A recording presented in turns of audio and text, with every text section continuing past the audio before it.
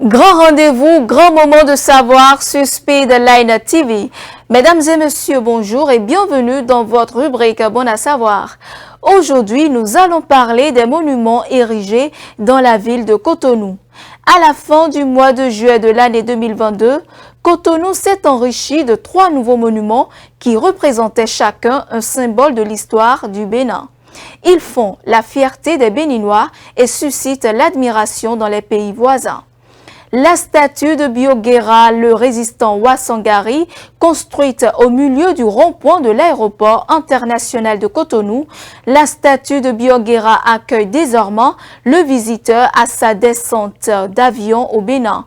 L'ancienne représentation d'une femme versant de l'eau au sol et symbolisant l'hospitalité dans plusieurs régions du Bénin a donc laissé place à celle d'un homme en tenue de combat, arme au poing sur le dos d'un cheval cabré. Le monument rond d'une dizaine de mètres est fait d'acier, de fonte et de cuivre. En effet, né en 1856, Bioguera a été une figure de la résistance aux troupes coloniales françaises qui tentaient de soumettre les anciens royaumes du nord du Bénin actuel.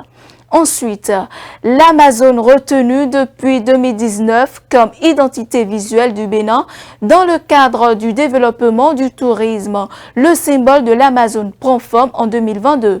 Celles-ci font désormais le ciel de Cotonou du haut de ses 30 mètres s'imposant ainsi au regard des Cotonois comme des visiteurs.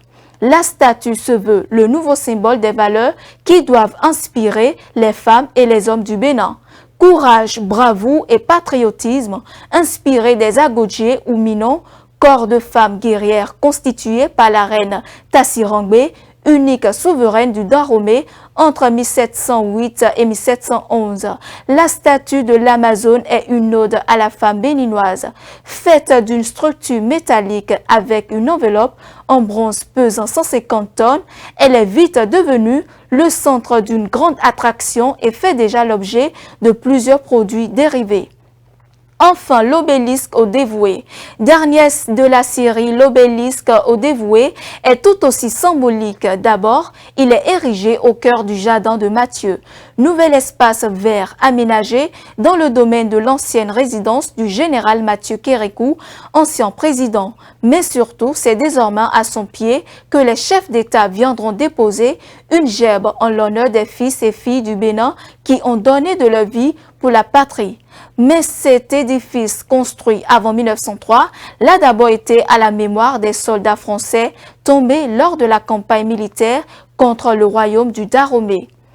Nous sommes à la fin de ce numéro de Bon à savoir. Merci mesdames et messieurs de nous avoir suivis. Suivez-nous en continu sur speedlinetv.bj/live et sur nos différents canaux digitaux Facebook et YouTube.